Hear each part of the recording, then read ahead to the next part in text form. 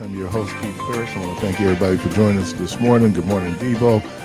Good morning, Jermaine. How's everybody this morning? Great. Good. Well, let's get the program off. I guess get it started. We're joined in studio by Membership Director Devin Anderson of the African American Roundtable. Good morning. Good morning. Thank you for having me. Hey, how are you this morning? I'm doing well. Can't complain. Yeah, just grateful to be here. So, what's your role there? I gave your title, but Yeah, yeah. So, I'm the campaign and membership director with the African American Roundtable, and so what that means is I'm super lucky to lead our membership work. One of the things we said coming out of 2020, when many people as here in Milwaukee as well took to the streets, is actually we need to build a political home for Black people in this city, and so we wanted to launch a membership program to be able to provide our people a political home, consistent political education, consistent training, and opportunities to grow and develop. And then I get to lead our campaign work. When I came to the African American Roundtable 6 years ago, it was around the time we were launching a campaign, Liberate MKE, which was a campaign to move money away from police and policing back into community programs. And so I lead that work. And like right out of that came our ask and our demand for participatory budgeting, which is a process where everyday people have real decision making power over a pot of money. And so we're super excited that the city finally agreed that's something that should happen and allocated $600,000 to a participatory budgeting pot. So, yeah, that's a little bit about the work. So let's kind of rewind. Um, you were talking about that. Did this group start in 2020? No, the African American Roundtable has been around before 2020. I think Marquesa is our wonderful executive director, and she's been with the Roundtable since 2017. I think in 2020, it was my second year on the job, and we were trying to figure out exactly what was next. It was only a few staff people. And I think that's through strategy meetings and through coming together, that's when we made an assessment that actually we want to move towards being a membership organization. A lot of our work before that had been very coalition based and like working with other organizations throughout the city. And we really love and respect the partnerships we've been able to build. But one of the things we wanted to do is say that actually we need to be building with our own people, and that actually like we have something unique we want to bring people into. And so that's why we moved the direction of membership. When you in 2020, we we know that was a lot going on in 2020. But one of the things that really precipitated, because I think the Black Lives Matter movement started in Ferguson, around Ferguson and Mike Brown, right? Yeah. And so then we move, and now we're dealing with George Floyd in 2020. There was one of the issues there, which later became a campaign issue, was this issue around defunding police. That was the kind of the hashtag. But as you just pointed out, it was reimagining how we should police, and certainly how policing should be done in certain communities. Yeah, I think it's both. I think making that demand to defund the police, people will talk about how effective it was, but this idea of taking money away from police before 2020 was more of a fringe idea. There weren't as many campaigns in active cities like doing that work of trying to move money away from police. Like Durham in North Carolina was one campaign that was doing some cool work, and there are others. But that tagline, defund the police, really made that that was Thanksgiving Day conversation. Everybody had something to say on it, whether they agreed or disagreed. And then as you move into the nuance, like our position is always, in the city of Milwaukee spends over $320 million on police every year, right? Compared to less than $30 million on public health, compared to less than $30 million on libraries. And so our question we like to ask people is like, do you want to live in a city, in a world where half of the public good, half of the public resources is going to police? But the counter to that is, do you want to live in a city that is out of control, chaotic. I didn't pull it up. I just saw Yeah. they're dealing with crime issues down in Albuquerque, New Mexico. They called out the National Guard, right? I know at one point they talked about in Chicago because, and a lot of this is systemically driven. So I'm not blaming the victim in this. I'm just saying that when you have this conversation in the community square, that there are people out there want to know where are the police. We need the police to do more, even though police are usually in a reactive situation, Yeah. right? They're not in the same where they can do prevention. They have to wait almost until the crime happens. Yeah. Yeah, they do wait until after the crime happens. And so the thing I would say is, you said, people are wondering where are the police. That's a question we ask. And we actually did some of the research, where are the police? And actually, when we have ideas of, we have thoughts about what police do, because we watch, those what do they call them? Those procedural law shows like CSI, Law and Order SVU. We watch them all. And right, it's amazing how that programming, my late colleague, he watched it regularly, but it's, to me, it seemed almost like a subliminal messaging there, where it is almost back to blue. It is. There's the term propaganda, and so that shapes what we think police do. Like, right, we see them chasing people and X, Y, and Z, and they're catching somebody almost every day. But in reality, we did some research, and less than 10% of what police in Milwaukee were actually doing were responding to violent crimes. A lot of it is traffic, is street patrol, and so that, asking that question is like, yeah, like, our vision of the world is not a world where it's chaos because there's less police or no police. Our vision of the world is actually a vision that's rooted in people having their everyday needs. So another question I like to pose around this is has there ever been a time you could have called the police and you didn't call the police? Right? And why is that? So for me, last summer, my car got broken into. They I busted out the window. And I looked and I was like, man, this really sucks. And I could have called the police and I didn't. Why? Because there was nothing the police were going to be able to do for me. There was nothing they were going to be able to do. And so instead of me wasting my time, I just got my window replaced. And so, this world we're not naive in believing that just because more people's material needs are met, that there won't be bad things that happen. But we also have an understanding that oftentimes police are the bad things that are happening, right? We talked about, we started this conversation with George Floyd, right? One of the things I learned from a friend and a comrade is, as long as police exist, they will hurt and kill Black people. That's the reality. And we can talk about the scale, but that's the reality. Any interaction with the police could be a Black person and any person's last interaction on this earth.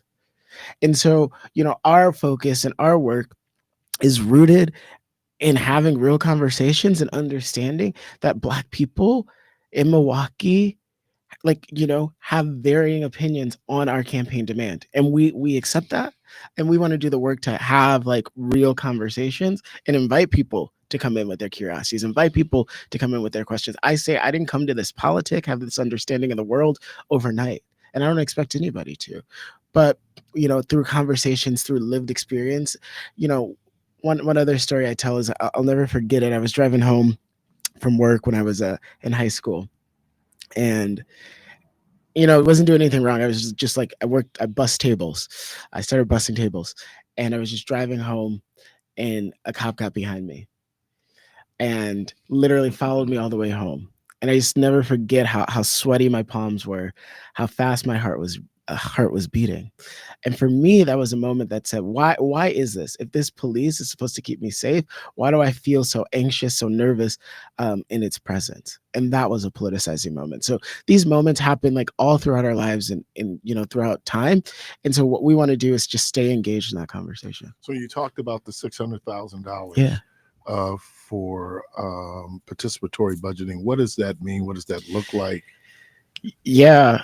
No, thanks for that question. And that $600,000 is really exciting. And I'll just tell a bit of a backstory and how we got there. I talked a little bit on the top about making that demand as we were launching Liberate MKE in 2019. And we came close in 2019. I think on the day the budget was being approved, there was a amendment that would fund participatory budgeting at $100,000 that actually got pulled, and we were disappointed. And so then after that, we there was COVID in 2020, and cities were trying to appear to be more progressive after Black people took to the streets in huge numbers. And we thought we had an opportunity there. It didn't happen.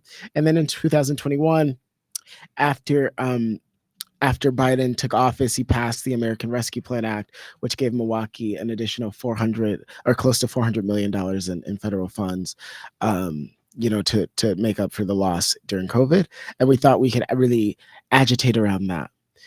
And while we weren't able to win in 2020, 2021, 2022, we were able to continue to do the public education, continuing to talk to people around participatory budgeting through those years. And then this opportunity came.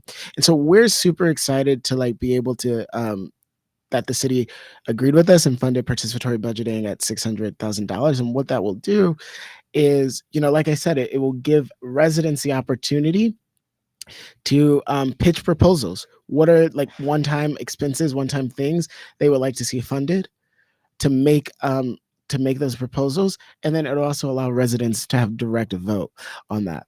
And so with this being passed just last week, we're still going to be in conversation with elected officials to think about the timeline and more specifics about the process. But I think the general overview is that we're going to move this $600,000 is going to be a pot that residents are actually going to have a real vote and a real say in how it's spent. So is that things like having, I don't know, credible messengers? What does that look like? Yeah, I think, it can look like a few different things. We obviously can't go into details of what it will look like here, but I'll tell you, in other cities that have done participatory budgeting, what it has looked like. Like I know in Durham, one thing it was able to do in Durham was fund new computers at a community center, so that young people had something to do after school. I know in other cities it's looked like adding more streetlights to a certain section of the city or something like that. So it can look like, it can and has the potential to look like a lot of different things. I think one of the things we're going to continue to advocate and push on is to make sure that this money is actually not being used to expand police and police presence, but being used on things that When are you likely say that, there are underfunded. people who want to, I guess it becomes very concrete. They want to see a police presence. How do you respond to their concern? Yeah, the hope, our response would be that the hope is, we can continue to educate and agitate enough of our residents to vote for something different, right? And the reason I say that is, like I said, I started the conversation. The police already get $320 million plus dollars. This is $500,000, $600,000. Sorry, that we would like to see being spent on things that often are underfunded or not funded. So an opportunity to be more creative in our spending with this money. But like you said, at the end of the day, we this is participatory budgeting and residents have the vote. I'm not the kingmaker in the scenario, but residents are. And so the hope is we can continue to be engaged in our community, educating people on proposals and sparking their imagination on what else is possible. Are there other issues that the African American Roundtable organizing around? Yeah, so one of the things we're really excited to be doing this year is actually, we're based on the northwest side of Milwaukee. Um, I chuckle about that because for me it's a long drive, but no, super excited to be on the northwest side of Milwaukee. And we want to be building with residents on the northwest side of Milwaukee. And so actually, over the course of this year, we're going to be going on the journey to build out a new campaign. So we hosted our community Programs manager Aisha hosted 3 listening sessions over the last 9 months, um, to really gauge what it is that people in the Northwest Side care about and what issues they want us to attack in a campaign. It's looking like that's going to be something around food access. So I'm super excited. I'm an organizer because I like to run campaigns. I like to make demands on the state, and hopefully through making those demands help get our people's material needs met. And so we're going to be building out a new campaign over the next 9 months, to a year. And so we'd love to, when it's built out, we'd love to come back, obviously. But I think that's a place we're going, this year as well. And you are a constituent organization, so people can join. Yeah, people can join. If you go to our website, aartmke.org, we have different tabs. You can read more about our work. We also have like youth programming as well. If you're like, man, I got a young person between 13 and 19, we have some youth programming as well. We're going to be having a skill up in May, May 20th. So that's one. And then if you're over 18, you can sign up to become a member and throw down with us. We offer really great trainings and leadership development opportunities, pretty cool swag as well. And so, yeah, we're trying to grow. This moment, we're seeing a lot in this moment. This moment is a moment of uncertainty with what's going on at all levels of government. And what we need to be doing is making sure we're building up organizations, and building up people that can push back. One of the things I learned from a comrade, Emma Adams, who used to be based in Madison, is that actually our movements need enough people. I was just at a convening, and one of the things somebody said is, if we had enough power to win what we wanted, we would have won it. But because we haven't won it, that's a sign we don't have enough power. And so our work is actually to be building power, and we think our path to build more power is through more people, through more everyday people. We can't compete with organized money at this point. Like, right, we saw Elon Musk spend $25 million in a state Supreme Court race. We can't compete. We know there are billionaires who are willing to spend. We can't compete with that. But what we can compete with is with everyday people working to do the work to organize and train up them. So like real people power. Real people power. And my phone is like buzzing. I have it on do not disturb. But that's what it takes, right? That's what it takes. It's not going to be, I wish I was no, I don't wish I was a millionaire. I'm happy with my life. I'm not a millionaire. More money, more problems. We're not millionaires. That's biggie. We're regular people. Right. And we have to be building up, Ella Baker, the great civil rights organizer, talks about the indigenous leadership. And what she's getting at is that there are leaders in every community already. And our task is to be able to bring out their indigenous leadership, to bring them to the table, bring them to the party. And so that's what we're trying to do at the African American Roundtable, because it's needed and necessary in this time. Isn't my history professor in college said that, and I'm paraphrasing, he said that revolution is not created in the ivory towers, but it's bred in the gutters. Yeah. Yeah, he's saying it's very street level in terms, if you want to see real change, that's where the real change has to happen. Yeah, sort of going off that is, Combahee River Collective, a Black lesbian feminist collective from the 1970s, they coined the term identity politics, and we see that term like being radically misused. Yeah, it's pejorative now. It's a pejorative, and they're misusing it. But I'm gonna take you back to what Combahee said. Or Combahee, the Combahee River Collective said, identity politics is the idea that the most radical politics comes from oneself, one's own experiences. And so this politic, that you talk about it's coming from people's lived experiences. We've lived lives that inform what we think the world should be, right? We've lived lives where we've had a lack of access to X, Y, and Z, and that's informed our political vision. That's why we want more access to affordable quality housing, because we've lived lives that wasn't always guaranteed. That's why we want access to more food justice on the Northwest Side, because we've lived lives where that's not the case. That's why we want to spend less money on police, because we've lived lives where we see how spending this money on police and policing has hurt our community, has stripped away resources from libraries. So that is the politic. It's coming from people. It's not coming from, me flipping through pages of books. It's coming from talking and really being with people. So again, if people want to be a part Yeah. or participate with the African American Roundtable, give them some contact information. Yeah, you can, like I said, go to our website, art.mke.org. You can go to different tabs. One is membership. You can sign up there and we'll definitely follow up.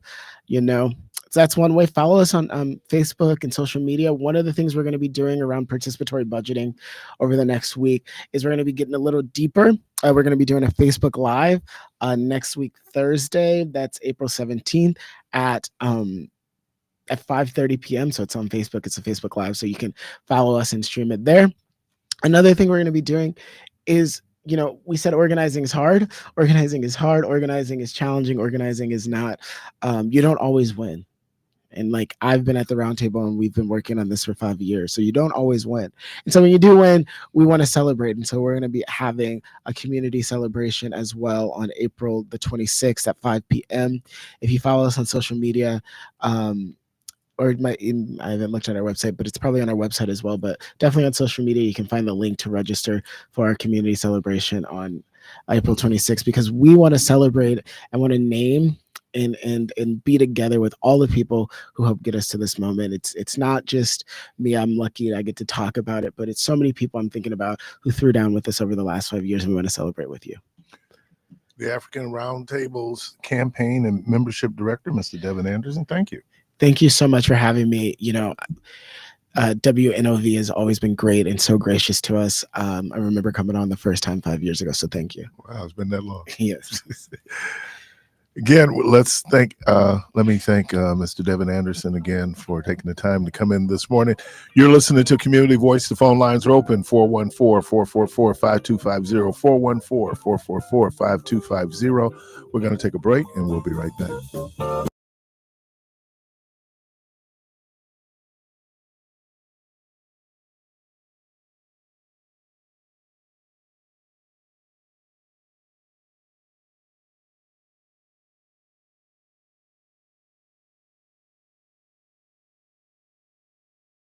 That soul-stirring gospel Easter bash is gonna be a bash you don't wanna miss at Abundant Face, located at 7830 West Good Hope Road. The Canton Spirituals. Come on now, Spencer Taylor and the Highway QCs.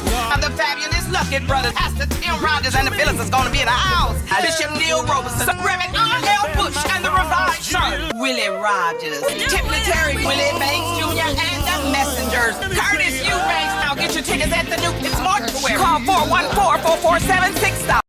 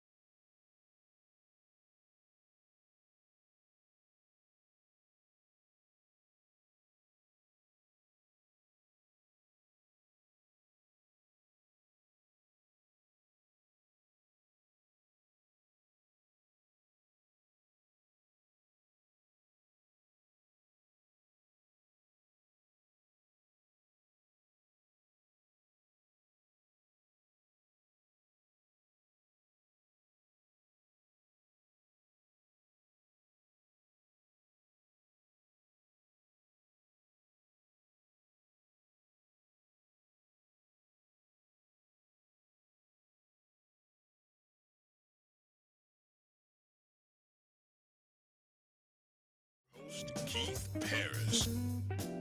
All right, welcome back to Community Voice. And again, the phone lines are open 414-444-5250, 414-444-5250. I was listening. I guess Michelle was wishing us a happy anniversary. I don't know. Get to okay. All right. She texted. She texted us last night. Of course, she had to take a shot. So, a shot. You care to share? I'll just keep. Care to share? I'm so sensitive. Was she so proud of your wife and her ability to remain with you over the years? Yeah. Look at that face. Look at You that see face. his Boy, You should be congratulating your wife as well, man. I mean, you know, we have to work with you, and it's tough. Wow. So I'm certain having to live with you has to be even tougher. So, well, full transparency, I had said that was going to be an issue before we got married. So, hey, there are no victims, just volunteers, right? man. You know, so yeah. I mean, so that is certainly only fair since she went in knowing. Oh man, all of us supposed to go in eyes wide open, but a lot of us go in eyes wide shut, and then want to act surprised when you know. Surprise, man. Yeah, surprise. Okay, Goma. Yeah, when you know, when the rubber hits the road. We did go to El Dorime last night, which is in the Renaissance Hotel there on Mayfair, and we shared a tomahawk steak. Oh my God! It took a while for him to get. It was very good. It was 38 ounces, so we took some home, but it was really good. I always wanted a tomahawk steak. I'm gonna go try that. Yeah, it was. I'll tell you the price off the air, and then see if you still want to do it. I mean, try that Japanese cow. That was $175 at Moe's. Oh yeah, you got it. Yeah, I tried it. It was one of the best piece of meat I've ever had. For how much? For $175. Yeah, I bet. It better taste like the Lord. I bet. Yeah, right. Jesus himself. Second coming. Yeah. No, that's well. It was and because it took so long to do the steak. I mean, the folks were very nice. The sister there, who's a concierge, she's very nice. Wanted to know. Now I don't know if maybe a lot of black people don't go out there and eat. I don't know, but they were very gracious, and so it was a great meal.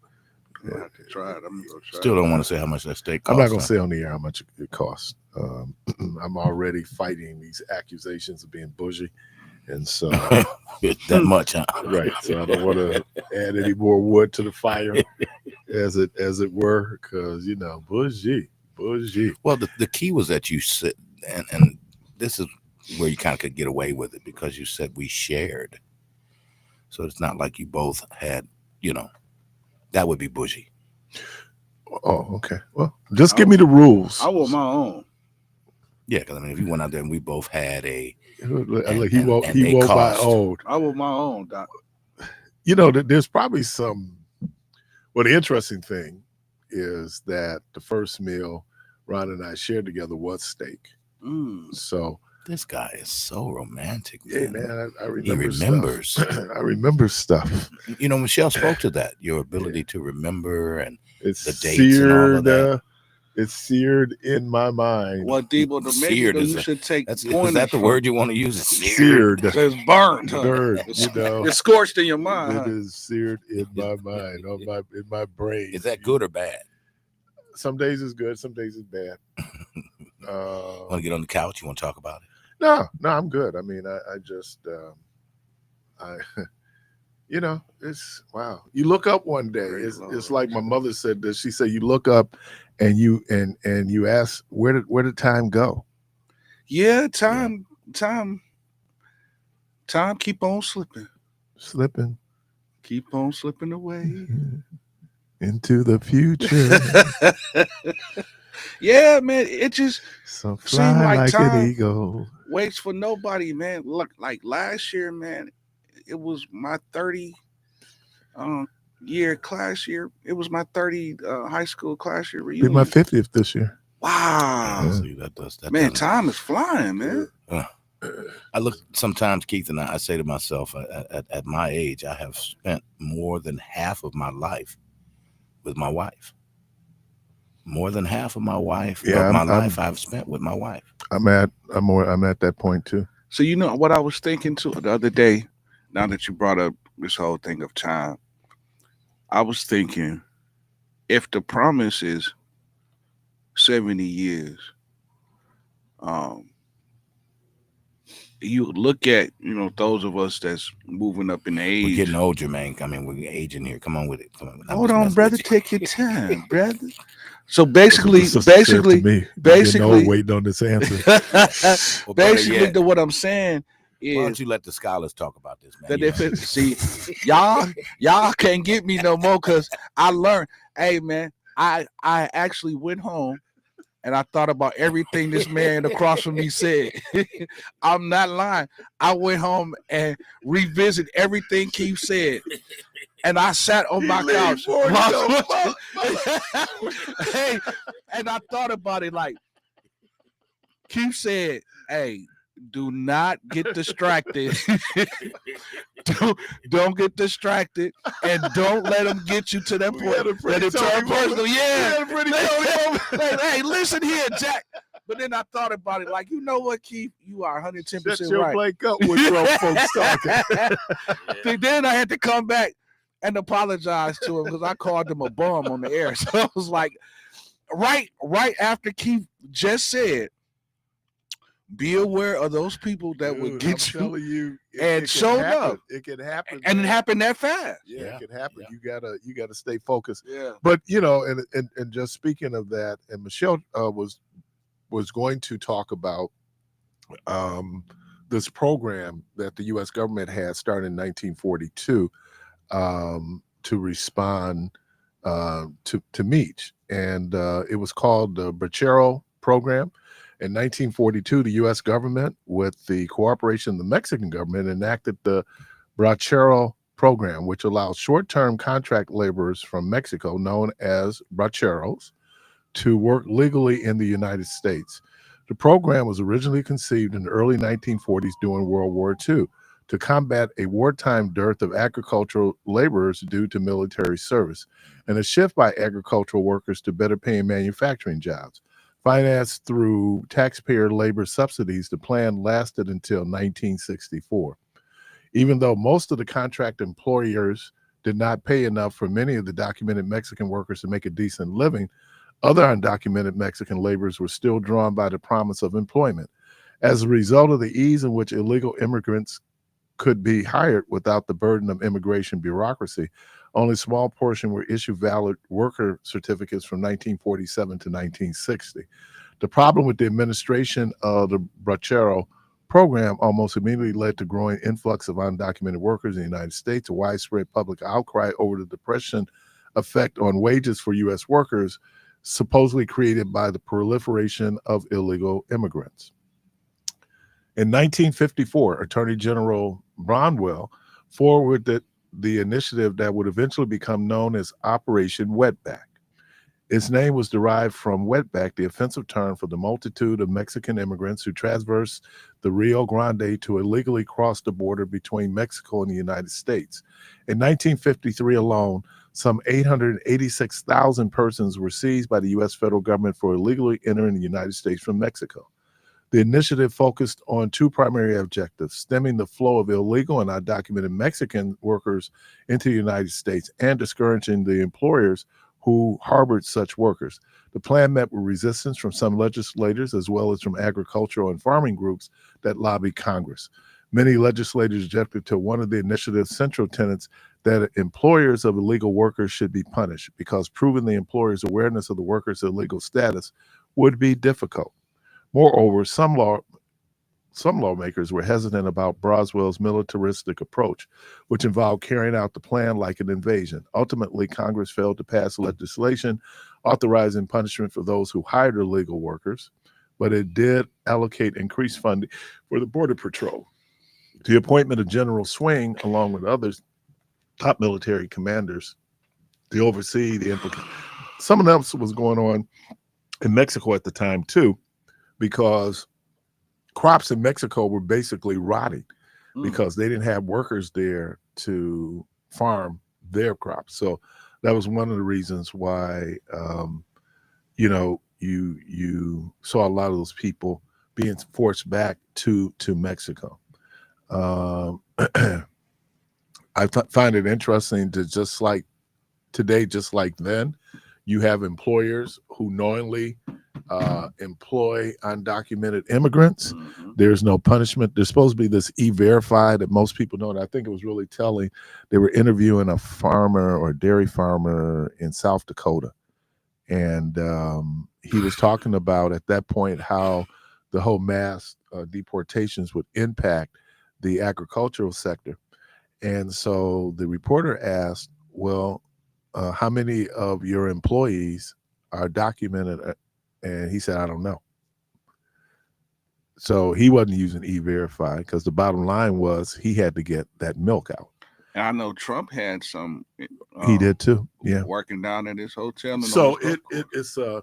it's a interesting or delicate balance between the need for us to make sure, because look, Americans, and this is what, if depending on how long these tariffs stay in place, this is what you're going to find. I was talking about something, and I remember my good friend Bill Bergstrom, the late Bill Bergstrom.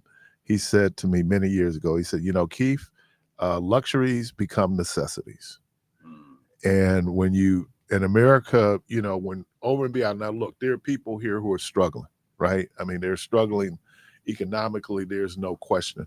But if you look at some of us in our relative prosperity, if you look at some of us in terms of where we as descendants of enslaved Africans have come materially, some of us, I was just out at my mom's apartment, her condo, and I was just looking around and I was going like, wow, my mom did an incredible job here. We didn't live like that when we were young, but the progress she was able to make. And I know because of that, I'm standing on her shoulders, and I know materially I'm in a far better position than she was. And now here's the piece of that. Even though materially we're better off, sometimes we don't necessarily know how to manage the material blessings, if that's such a thing, to the point where I tell there's a difference between being broke and being poor. Because there's some folks out there, broke means you had it, you lost it. Poor, you never had it, right? And so how do we balance that? So there was mass deportation, but there were a lot of things going on in terms of probably the nativism. Again, if you're in Wisconsin, well, now Wisconsin is dependent on migrant labor, but in the past, states like Wisconsin wasn't, but now they are, right? So people coming and work, if you looked at who's working at a lot of the meat packing plants now, because I could tell you, man, in the early 80s, it was tough economically. One of the people that always seemed to be hiring was Peck Meat. Everybody remember Peck? Turnover. Yeah, man. I mean, people go down there to work, and at the same. Jermaine, didn't you work there? Out in Cudahy? No, down in the valley. No, we never worked there. You worked Cudahy? Yes. Patrick Cudahy? God, that was the worst. Yeah. Man, I did that for so this when I got back off tour. I did that for like 3 months. And I'll never forget it. I came in one time and I made up in my mind that morning that I was gonna quit. But what really made me quit? So why did you go? I'm gonna tell you, because I was battling on my way there. I'm gonna quit. Like, I'm not doing this, man. Like, it's too cold. It was freezing in there. Oh my God, freezing. So that last day that I was there, I was contemplating. I'm like, man, I'm a musician, man. What am I doing inside of a freezer? And when that slab of bacon came down that assembly line, it was coming so fast, you had to grab it and, keep moving. And I missed one slab, and it was like I fell behind, and that meat got to hitting my hand in that freezer. I looked at one of those Mexican workers, and of course, they couldn't understand what I was saying. But I told him, I said, I started singing that song. I said, it might not be such a bad idea if I never came back again. So he looked at me. He was like, yeah. I said, see. I walked out. I walked out. It was lunchtime, and they still looking for me right now. And it's been about a few years, Doc. A lot of people looking for Oh, me, Doc, they looking. I can't Searching. if I don't find Searching. if I don't find a job. I'm thinking, dude, I have two options. I go work at Peck Meat, or I could go on general assistance. Doc. I mean, it was tough, man. When people, man, the early 80s. But I remember the Janelle brothers. Yeah. Randy and Randy, Ricky, yeah. They worked down there, man, and they nice Cadillacs, man. Man, hey, Oh, Pops was at it was good work. Pops. I was at Patrick Cudahy tanning where they made the leather. Okay. So he did that for Was years. he in the union? Because you know, he was in the union. They broke that union. Yeah, he was in the union. Yeah, So they he used to broke go to work 3 o'clock in the morning. We had a couple of members of our church who had been at Patrick Cudahy for years. Yeah. And then also the breweries. Yeah. You know, down at Slits. Yeah. where, Yeah. Oh yeah. Man, it was something to watch in terms of. Now here's the thing about, even though we import a lot of meat, we still do a lot of meat here. Yeah. And I think if nothing else, we're getting a macroeconomic lesson in terms of how the economy really works. Yeah. I see things like yesterday, the president in the, I don't know if he was in the Oval Office or where he was, did this piece where, you know, he's going to allow coal. Yeah. People are telling you, man, it ain't coming back. And now they don't go into coal mines. They strip mine. What does that mean? They're taking the coal off the top of the mountain. Yeah. Right. Yeah. You have these big excavators Yeah. that go in and pull. So you're not putting together, if you're talking about bringing manufacturing back to America, there's a couple of things. One, the cost of an American worker compared to the cost of a Mexican worker, even to the cost of a Canadian worker. Mm-hmm. So when you look at what you have to pay American workers, right? And then of course they want to come back, and these would be non-union shops. So then really you're really at part of United Auto Workers put pressure on these right to work states like South Carolina, Alabama, that got these plants, right? So in order to compete, those plants, those companies that were non-union had to pretty much do the same pay and benefit package that union people were getting, right? Right. And so and that was the benefit of having a union there. Now I've said this about the UAW and other unions. Sometimes, if there's such a thing, you can go too far. Oh yeah.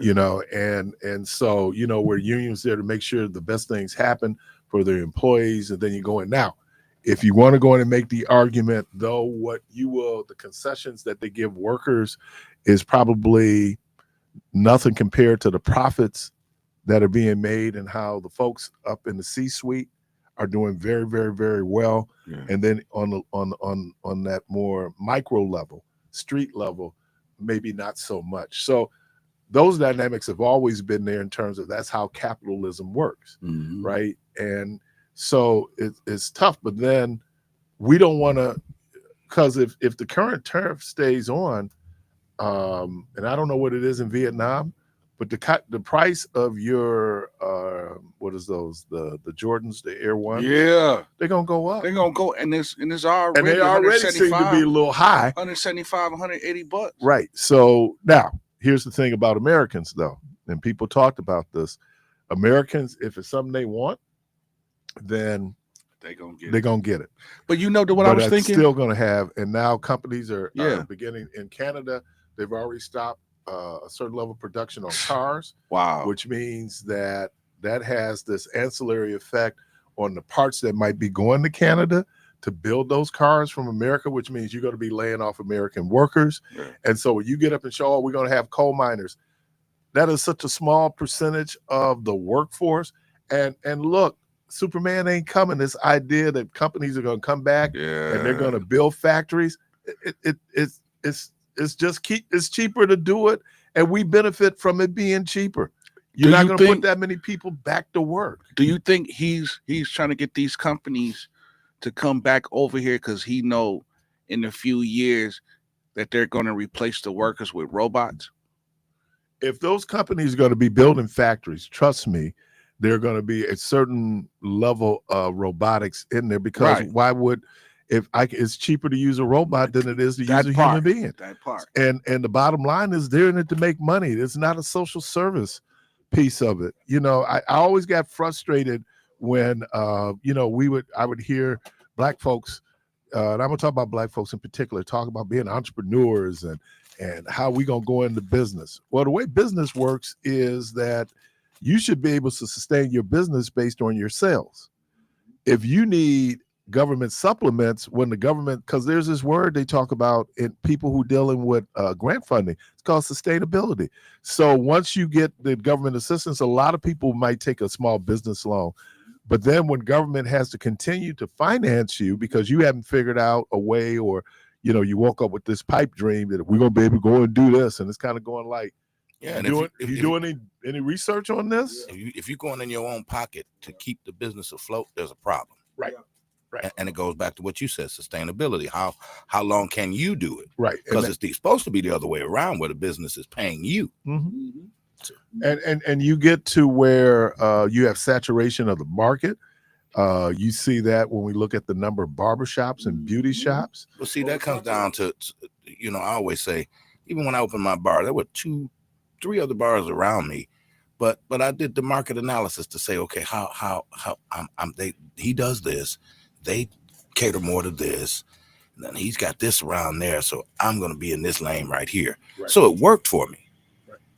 But certainly, well, that's the violence around drug dealing, because you have more people in a limited space, and so now what do? You want to eliminate your competition, So it is microeconomics on a level that most people, and here's the other, I was thinking about this the other day when I was coming on, probably even you guys began to see some changes, but when I was coming along, the dude that was selling drugs wasn't a teenager.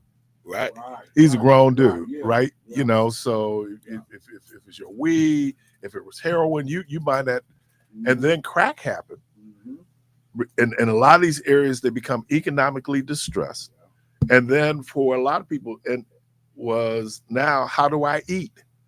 So for young people, if I can sit up and make $1,000 a day, that's more money I've seen in my whole life. I'm going home, I got to take care of my family.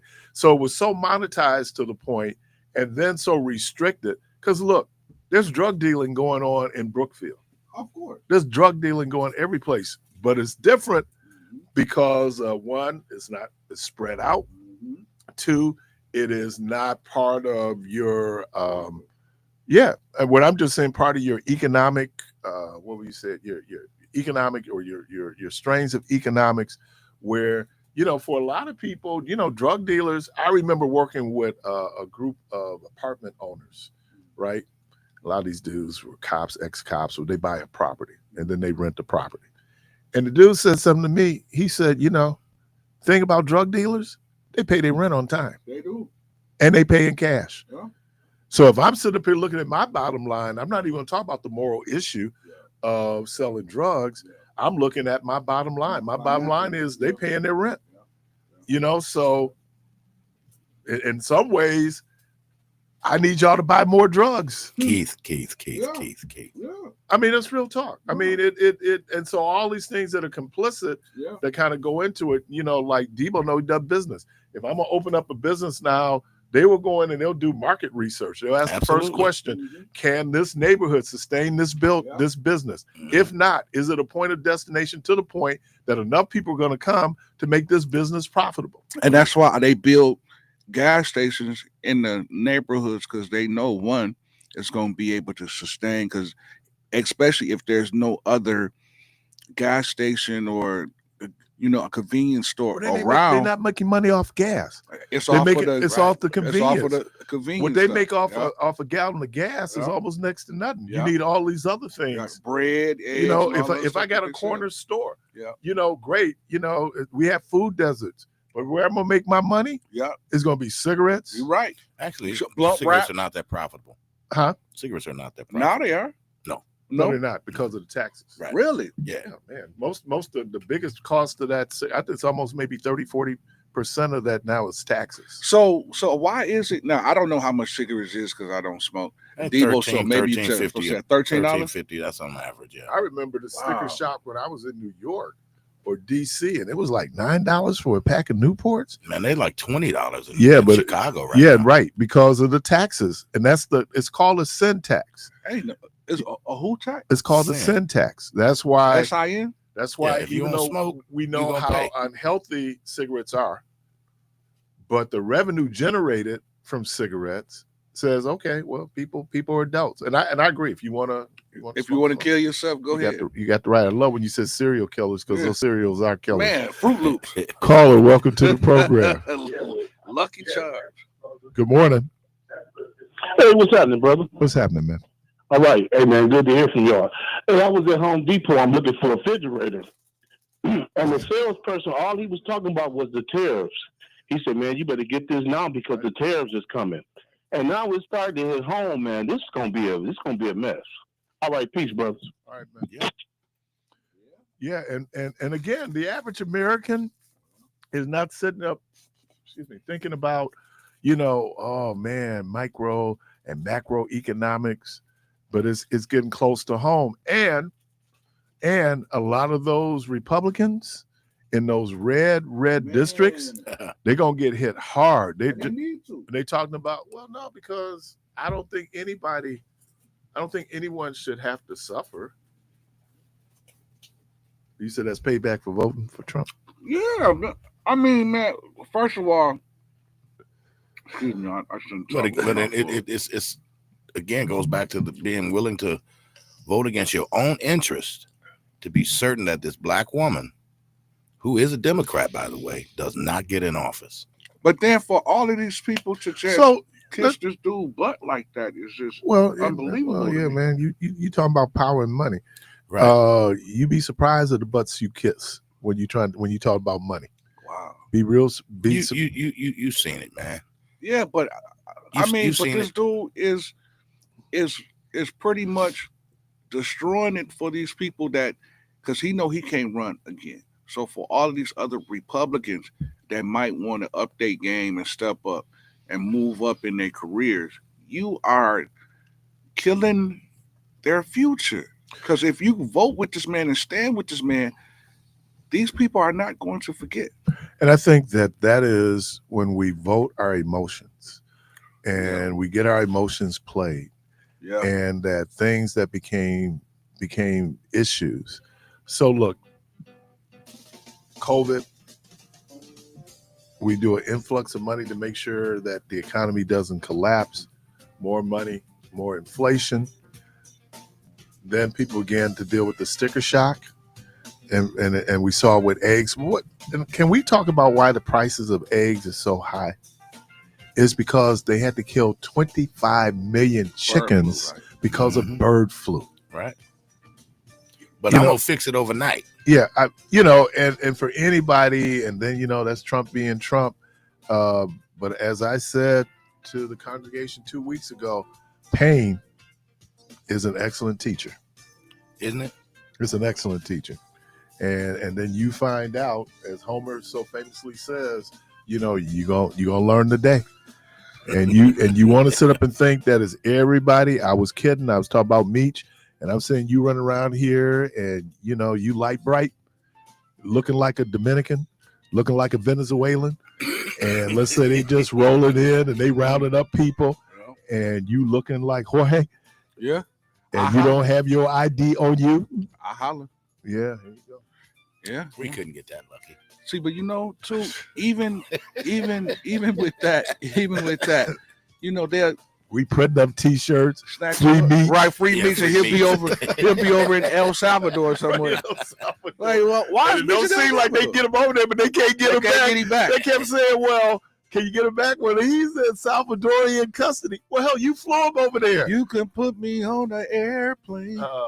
Get here. I don't care. I don't care how you get here. Just get here if you can. Hey, man, put him on a piece of wood and put him in water.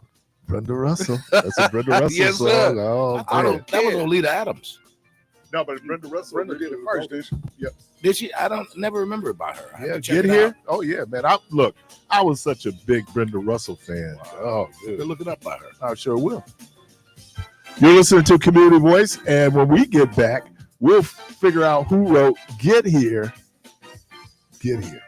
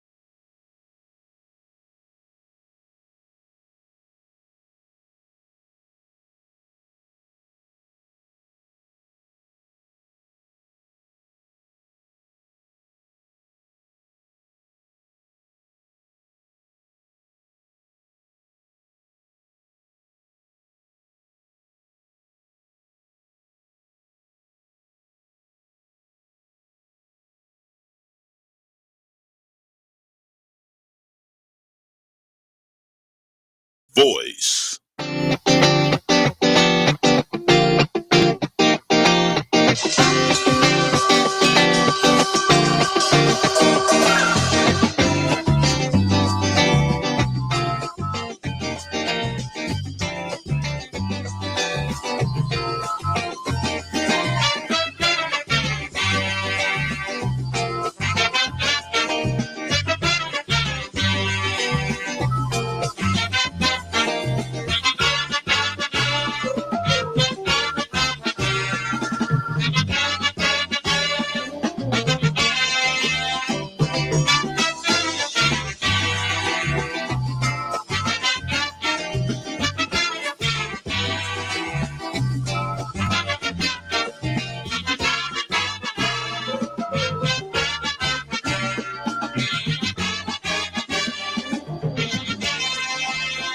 You're inside Community Voice on WNOV 860 AM and 106.5 FM with your host, Keith Parris.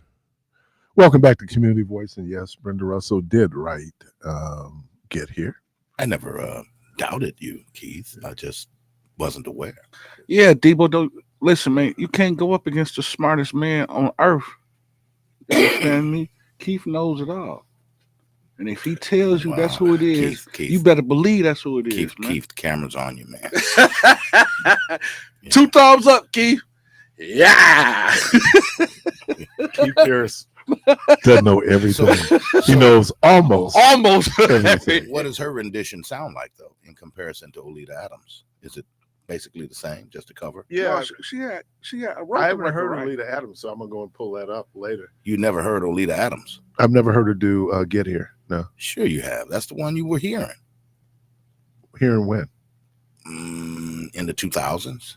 No, I go back. I'm telling you, man, I go back to Brenda Russell going back to like 1979. Get Here came out, what, 92?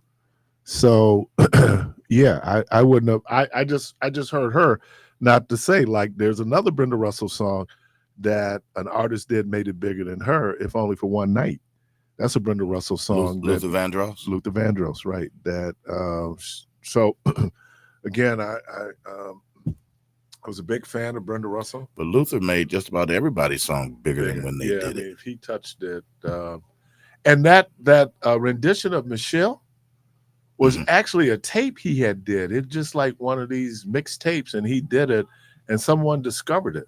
And so it's in the rotation now on Sirius, Heart and Soul.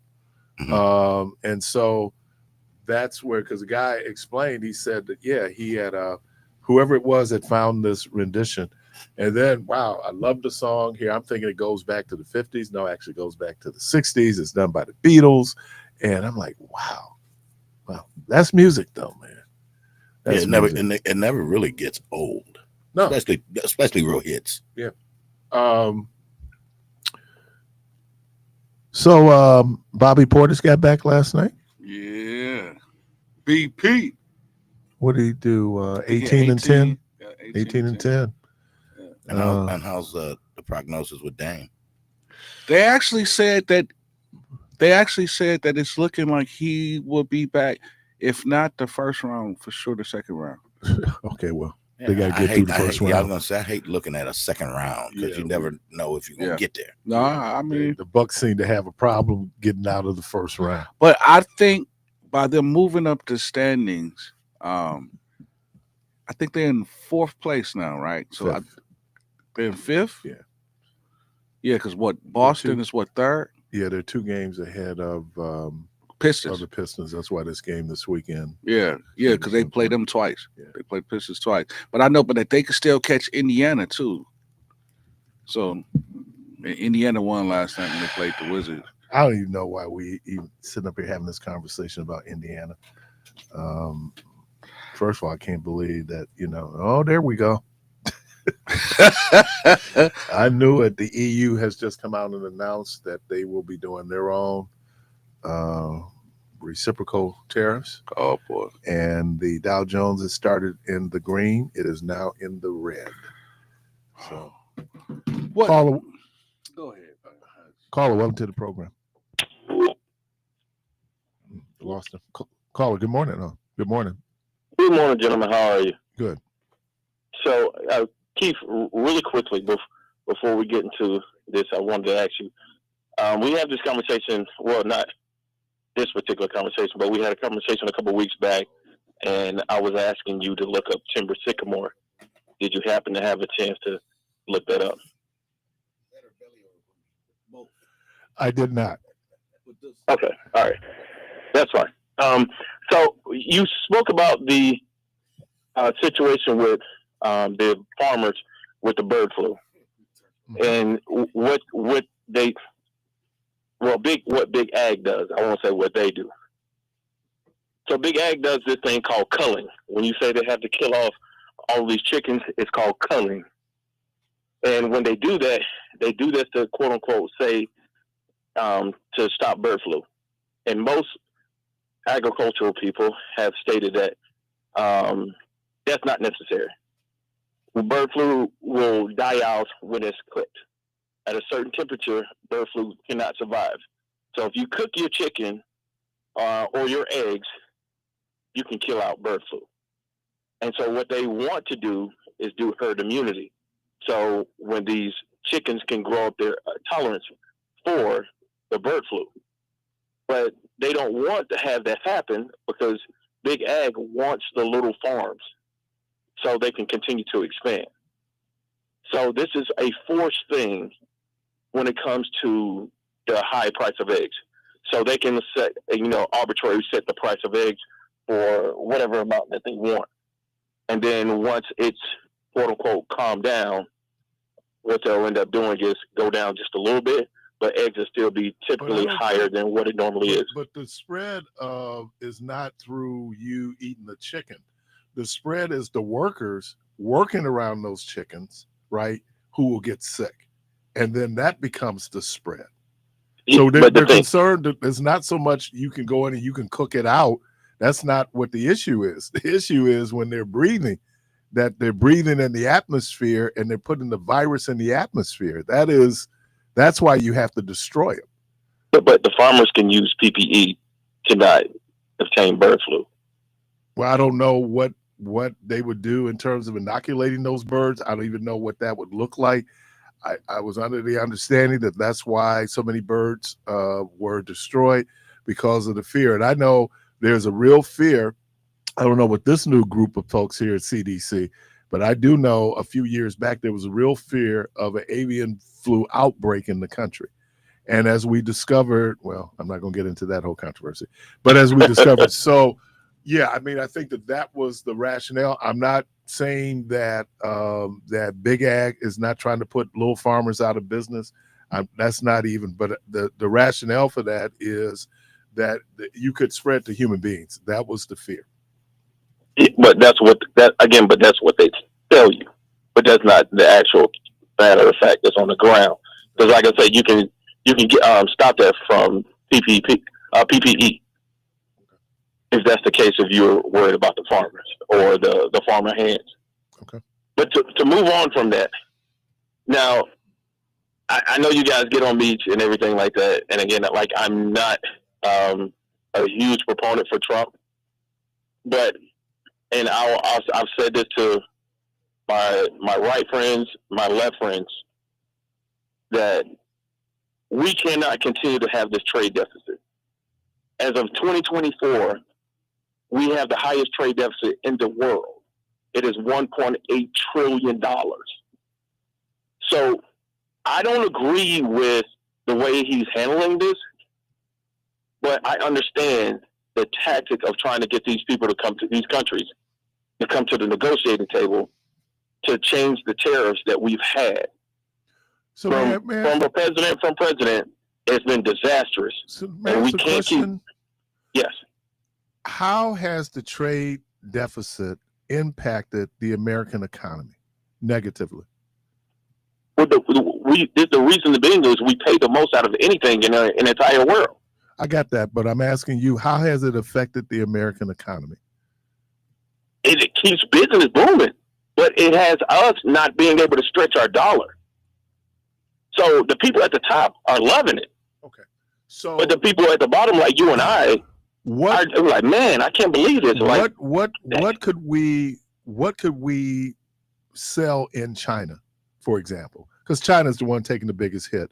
What can we sell in China that Chinese can afford? How about American produced goods? I think one of the biggest things that we export, it used to be the number one thing that we export was oil. Okay. But you still haven't answered my question. What is it in China that, when you talk about oil, is just a part of it? But if you're just talking about consumer goods, because that's where the deficits are, right? I mean, the trade deficit. Yeah. So what can we sell in China? What can we sell in Vietnam? So when I hear, I think Trump is under, and again, I don't know what business classes he sat in at Wharton, but this idea that necessarily because you're running a trade deficit, you have to then drill down to what does that mean? It means, like, for example, understand why European, the EU might say that we're going to put a tariff on American agricultural goods coming in because they have farmers that they have to protect. Okay, so why would I do that? I'm just, it seems like he's putting the wrong prescription or cure to a problem that he sees, but in effect we benefit from. Americans are benefiting from it. Like, and I started this off saying what my late friend said, that, when luxuries become like necessity. For example, if Trump is so concerned and he puts a tariff, first of all, it's some BS because he puts the same tariff on Canada he puts on Mexico based on fentanyl. They had 40 pounds of fentanyl that was seized at the Canadian border. 40 pounds. So when you go in, here's the other thing.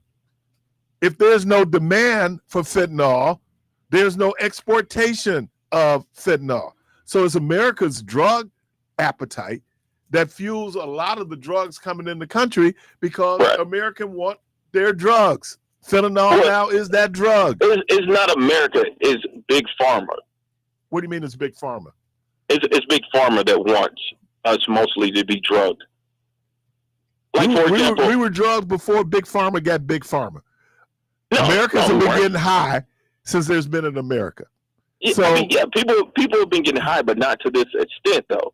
What do you mean? We always have these opioid epidemics because of Big Pharma. Heroin. But when we had high heroin use in this country, that wasn't Big Pharma. We were getting the stuff from Afghanistan. We were getting it from the poppy fields in Colombia. You misunderstanding what I'm saying is. Okay. Big Pharma does this.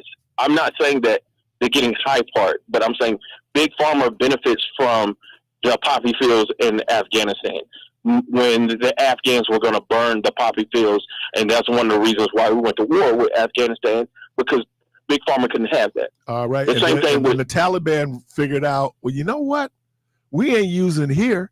If they want to use there, that's fine. We get money from it. So that was the deal that America cut in with the warlords and the drug lords there in Afghanistan. Well, you can continue to do it. We just don't want you doing or harboring terrorists.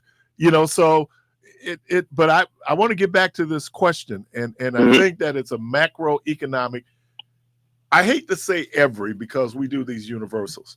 There may be 4 people out of the 7 billion people on the planet who believe that what Trump is doing right now is going to be a benefit to America. Here's the other piece of it. You go in and put 170 tariffs out there, which means that you have to negotiate all these individual deals. Here's the other piece of it that I'm a little confused on. He did that USA, Canada, Mexico agreement. He negotiated that.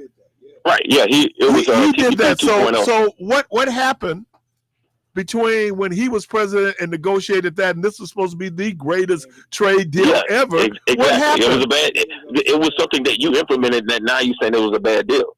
Right. So I'm just implement it. So I don't have any trust when it comes to Donald Trump trying to say what's good for the economy.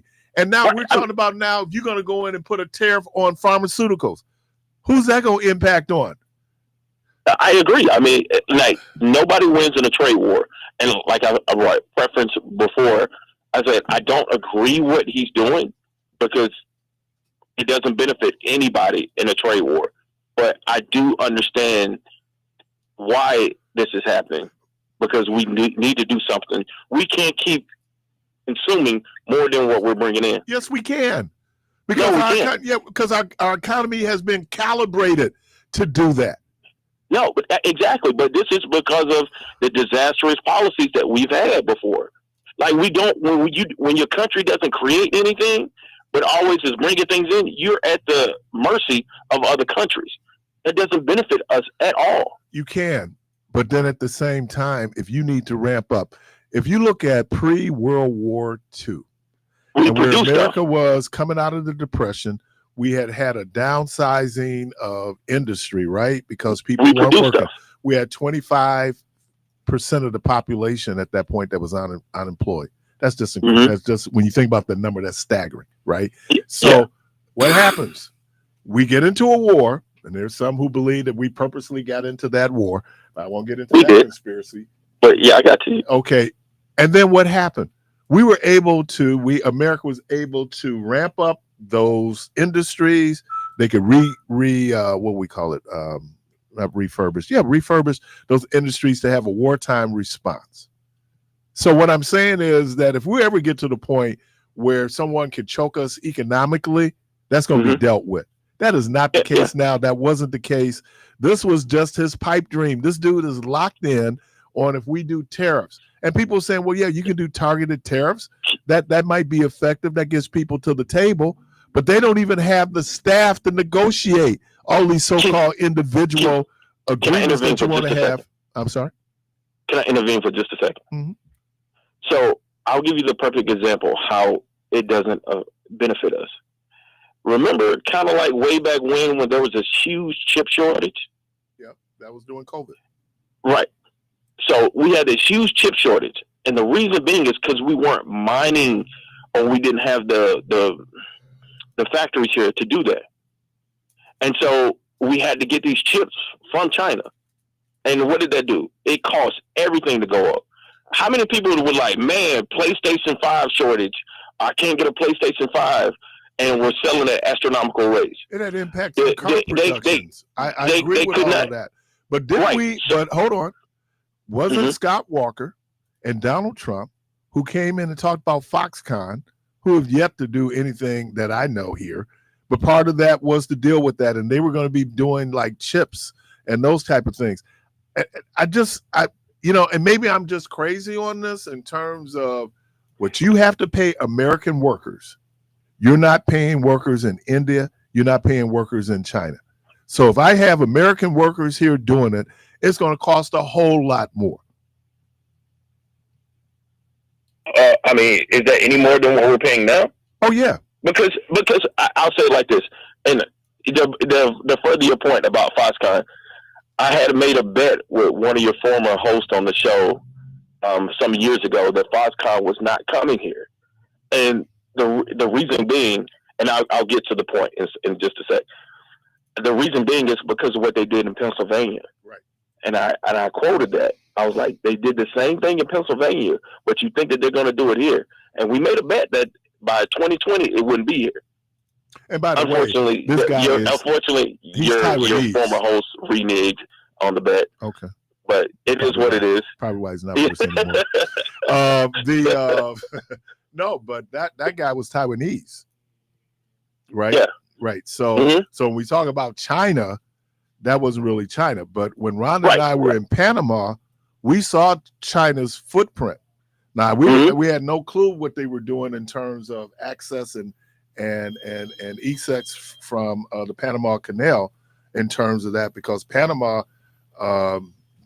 they control that canal between the interest point and then they outsource, I guess, people paying the money to come through the Panama Canal. But we saw China was building their airport.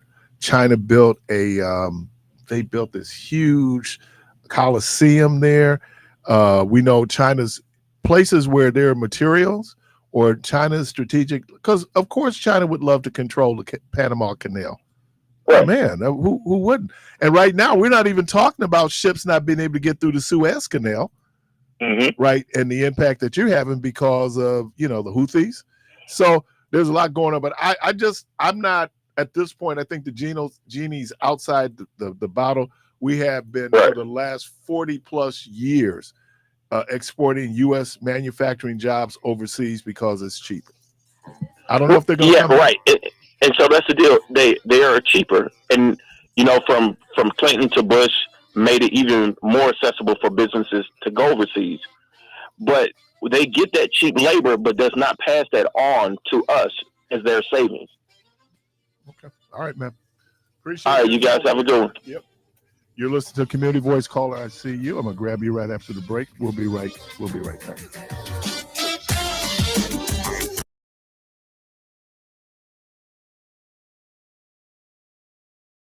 That soul-stirring gospel Easter bash is gonna be a bash you don't wanna miss at Abundant Face, located at 7830 West Good Hope Road. The Captain Spirituals. Come on now, Spencer Taylor and the Highway QCs. The fabulous Lucky Brothers, Pastor Tim Rogers and the Phillips is gonna be in the house. Bishop Neil Robeson, Reverend R.L. Bush and the Revived Son, Willie Rogers, Tiffany Terry, Willie Banks Jr. and the Messengers. Curtis Eubanks. Now get your tickets at the New Pitts Mortuary. Call 414-447-6000.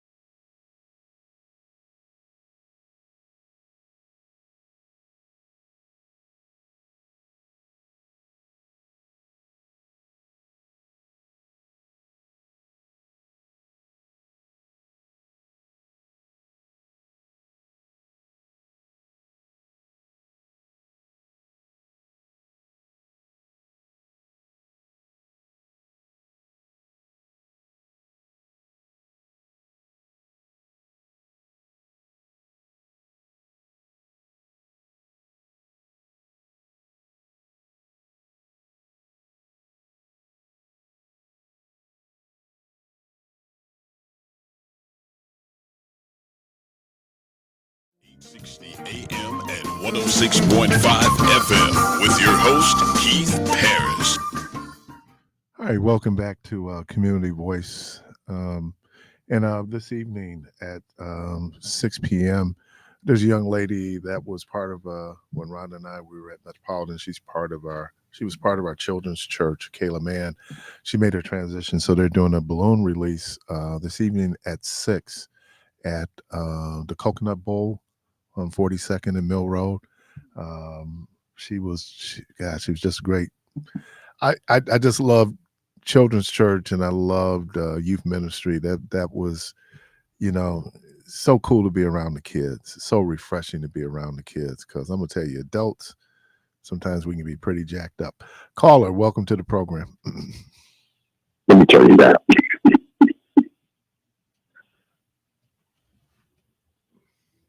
I had to take you off the speaker too. Let me ask you some hypotheticals.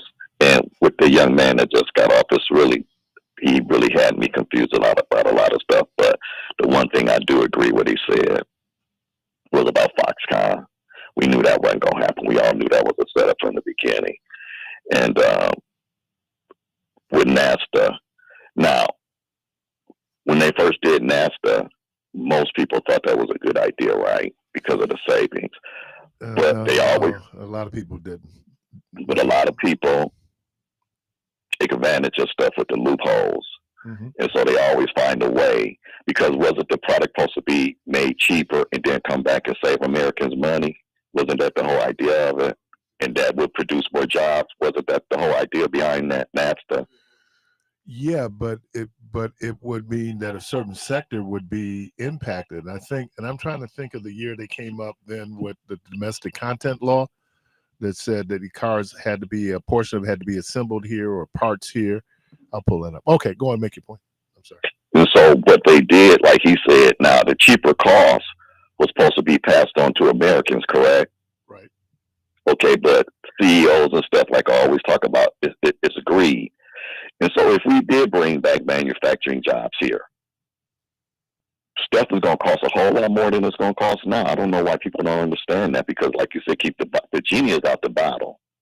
And so for us, most people are probably going to want $30, $40 an hour. Mm-hmm. And so how much is that going to jack up the price of a car or the price of a refrigerator or anything that you buy? Mm-hmm. Because people are going to want their profit, and they're going to want to keep their shareholders. And so it's just going to start this domino effect. So let me ask, I got a couple of hypotheticals I want to just throw at you real quick. What's the only way to stop this dude besides death? I don't know. Because I asked this to Michelle, she said that ain't going to happen. But can you die? No. Why can't you do a recall on a president that you can do it like on an alderman? And why can't you do that? It's in the hands of Congress. And so he's the only one that's insulated from that? Well, I think most federal elected officials, it is in the hands of Congress. Okay, so like you can recall your aldermen and people like that, but you can't do that with him, huh? Yeah, you have a local law, but you also have the apparatus of impeachment. And so if you have, because now your representatives are representing you or being on your behalf, they're saying that he should be impeached. But what does impeach mean? Because Clinton was impeached, he still stayed in office. He was impeached, 3-4 times he was still in office? No. So how does that get you out of office by impeaching you? You do impeachment. Trump was impeached twice. That's what I said. So what happens though is you have to have 70 senators who vote in the affirmative. So you can be impeached in the House. It's a higher bar when you get to the Senate. And so they didn't have 70 votes to convict him, right? So that's such a high bar. And I part of it is that you have to endure it until the next election. And the next election would be the 2026, right, when we do midterms. And trust me, based on what we're seeing now, there's going to be a whole lot of carnage in terms of the Republican Party, because usually the incumbent, his first his first midterm, he loses seats. It happened to Obama. It happened to Reagan. So it happens to all presidents after your first term. And this would be almost like a first term for him, even though he's lame duck, he can't run again. So, I mean, I don't know what you can do, but as Barack Obama said, elections have consequences. When you're on a losing team, you deal with the consequences. But I think even those on the winning team are going to be dealing with some very negative consequences based on the behavior of the president. So, but I guess this is the thing that this dude just is such a, I want to be careful how I say this. I'm just going to use a little, it's such a dummy that he can't see that what this is doing to the American, his people, even care. his constituents that he voted in the office, he is such, I know you get on me about this, but I just can't fathom how even his own people that stood behind him fell for it again. I mean, the dude, it was showing a thing the other day on TV, and it just made, how he was talking about if Kamala got into office, how the stock market was going to tank and all this kind of stuff, right? I mean, it just, everywhere he was going, he was saying that, right? She came on and she told people what was going to happen, but we didn't believe her. And now we, like you said, now we live in the effects of that. So how many of his people, now, if you had to take a wild guess on percentages, the people that supported him, how many of them you think is having buyer's remorse right now? If you had to take a wild guess. I would think a significant number. But you think it's over 80%? No, I don't think it's that high. You don't think, especially after today? Nope. And when did they stop? I thought when the market got so bad, they would just start shutting down trading for today. They won't do that anymore. Oh, they do, but it hadn't gotten to that point yet. 2,000 points. That's what that lady said. It went down 2,000 points. 2,000 points over 4 days. If it drops over 2,000 points in I a thought day, you meant today. Right, or 3,000 points in a day, they're going to stop trading. So right now, the market is flat. Just seeing that it is. I just got up, so I haven't really watched. I had a late night, and I haven't really watched. I don't know if something's coming down the pike, but it's flat, and maybe people are making the adjustments to, hey, this is going to be our reality, and so then we'll have to deal with it. Okay, because when I looked at the news yesterday, maybe I was looking at the wrong thing, because I was like, oh man, it's up 1,200. I don't know if I was looking at the right thing.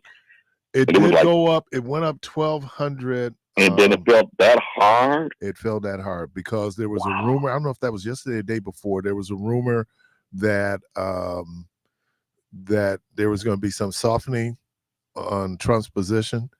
And when it came out that wasn't the case, that's when it tanked again. So I don't know what that young man was talking about when he was saying something has to be good. So he don't think what's going on right now is worse than what he was trying to say we had to change. Because right now, he was saying that the trade deficit, and when you hear people talk about that, you go like, oh my God, the economy with the the prices were high, but the economy wasn't in bad shape. As a matter of fact, as he goes and he talks about Joe Biden, and thank God Joe Biden was president coming off the Trump and the COVID. Thank God. Because I can only imagine what we'd be looking like today if this dude was calling the shots. So in a lot of ways, people should be thankful for Joe Biden. And then when I hear people make the argument, oh man, the economy was good under Trump. Well, the economy was good under Trump because it was the economy handed to Trump by Barack Obama. Exactly. And this is what I was trying to tell somebody the other day, but they was like, no, you're not going to do that on my radio station, is that deficits and the things that go on do have an effect on the stock market. It took Barack 8 years to straighten out what Bush did after Clinton. It took 8 years to get it going back again. So all he had to do is just keep it steady. Now, here's a question that I wish I could have asked that young man. What he's doing right now, what's the big difference what he's doing right now that he didn't do before? Because his big thing is that, we've been doing, somebody should have changed it before. What's the difference when he first got in the office? He did tariffs before. What's the difference? Why the difference that is doing now? And I'm going to tell you, if you don't know the answer, because at least he had people in his office that were pushing back, no, you can't do this. Now there's nobody to rein him in. so he can do whatever he wants to do. Because those people that are surrounding him, they know this ain't working. Their constituents, they're telling them at these meetings. What do you call town hall meetings or whatever that they have? They're telling them, they're screaming at them, but they telling them, "Oh, it's gonna be all right." He said, "You got to take a little medicine." It's just like, come on, dude, what you doing? Now he's kicking it with the Saudis. The fact that he went and played golf when the stock market was tanking tells you about his indifference. And as I said, me and Rhonda, we were talking about this, and I said, the problem with it is these folks are not serious. And what I mean by they're not serious is that these are not the best and brightest. You know, he always talks about this whole meritocracy and the folks that he surrounds himself. They are not the best and brightest.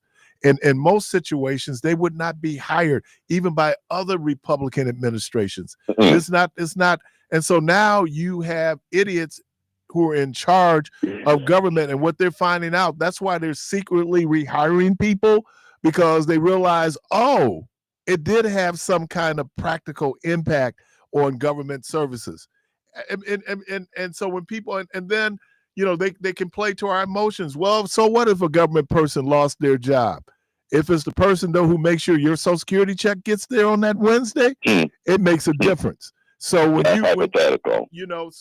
when folks are talking and there's nobody there to answer the phones, right? There's nobody there to provide the service. Americans feel like, and I know this attitude, I worked in government, and people go like, I paid my taxes. There's an expectation of service, right? And so when you get around and you play into people's feelings and their emotions. I'm reading a book right now called Erasure, and the guy talks about how fascism is able to rise. And what he's describing is what we're seeing right now. And there's so many people who will sit up and argue, like in the point both Michelle and I were making. Why are we talking about transgender people? We're talking about transgender people because it has an emotional kind of reaction where people feeling like, oh, first in North Carolina, there was men using women's bathrooms. That's not the case. And most people now are going to, unisex, non-sex bathrooms anyway. So then we talk about men competing in women's sports. That ain't really happening on any. Have you ever been at Summerfest or State Fair when it's real busy? Yes. Who be standing in our lines and going to the bathroom? Women. Okay. Okay. But here's my last one. Because how angry these people is when I watch Saturday, and I know it's a lot of people angry. What do you think would happen right now if anybody stormed the Capitol right now? What would he order? What do you think? He'd order the National Guard. You think people would die? Depending on how they look, yes. Okay, thank you. All right. Y'all, thanks for taking my call. Y'all be blessed. Caller, welcome to the program. Hello, is that me? Yep. Hey, how you doing, Keith? Just real quick, this is something off topic. Should girls be allowed to play boy sports? Didn't they fight to play football and on Little League and things like that? Yeah. Yeah. So I'm not trying to defend transgender. I'm just saying, well, if then girls shouldn't be allowed to play on boys' athletic teams as well. But it only gets to a certain point because of the physicality, right?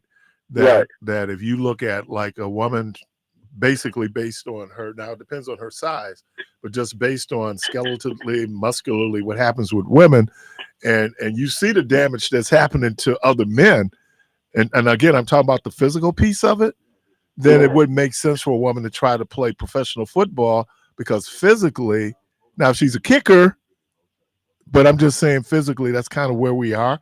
That's kind of a human anatomy piece that we're dealing with. But yeah, I think that, and you had a whole lot of really, really good women basketball players who had to play with the boys because they were so much better than the other girls. Yeah. Matter of fact, if you really look it up, there was a young lady, a black lady that was the first lady drafted to the NBA. Woodard. Yeah, she was the first black lady, the first lady ever drafted to the NBA. Yeah, I think she played with the Harlem Globetrotters. Yeah, too. I got a chance to meet Lynette Woodard. Nice. I met her too. Real nice person. Really Yeah, I met her too. Yeah, I Very, know. yeah. I seen her. I'm Yeah, like, she's wow. about 6'1", Yeah. 6'2", but Yeah. Nancy Lieberman was Yeah. the first woman Yeah. that was drafted. Yeah. Yeah. She was at Juneteenth one year. That's when I met her. You know. Yeah. Yeah, way back. As a way matter back, of fact, way I'm back. trying to remember, was it? Yeah, I did. I met her on King Drive.